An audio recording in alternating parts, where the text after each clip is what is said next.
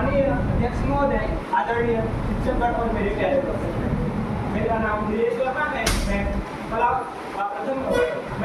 प्रथम कला वर्ष का छात्र। आज आप सभी लोगों के सामने मैं एक ऐसे विषय पर चर्चा करने जा रहा हूँ जो अपने आप में गौरवशाली एवं महत्वपूर्ण। यह विषय है राजभाषा हिंदी। हिंदी हमारी राष्ट्रभाषा होने के साथ साथ हमारी राजभाषा भी है। यह केवल भाषा नहीं बल्कि हमारे इतिहास, परंपरा और मूल्यों की जीवंत धारण है।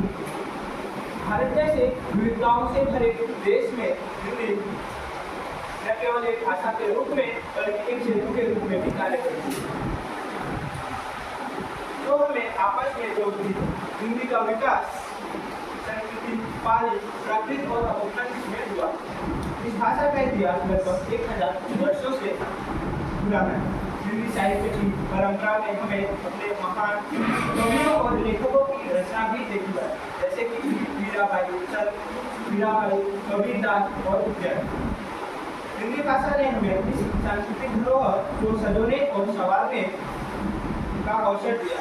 भारतीय संविधान के अनुच्छेद 343 में हिंदी को देवनागरी लिपि में मान्यता दी गई। यह संविधान के अनुसार देश की प्रमुख भाषा है, जो भाषा और प्रशासन की भाषा के रूप में कार्य करती है। संविधान में यह प्रावधान भी है हिंदी के साथ अंग्रेजी का भी कुछ समय तक प्रयोग रहा। हिंदी का प्रचार प्रसार करने के लिए प्रत्येक वर्ष 14 सितंबर को और हिंदी दिवस के रूप में मनाया जाता है। आज हिंदी न केवल भारत में बल्कि विश्व में अनेक देशों में बोली जाने वाली भाषा है। हिंदी एक ऐसी भाषा है जो हमें एक कतार में और एकजुट करने का कार्य करती है। आज हिंदी वैश्विक स्तर पर चौथे स्थान पर आती है। संयुक्त राष्ट्र संघ में हिंदी को एक मान्यता प्राप्त भाषा के रूप में स्थान दिलाने के लिए प्रयास किए जा रहे हैं।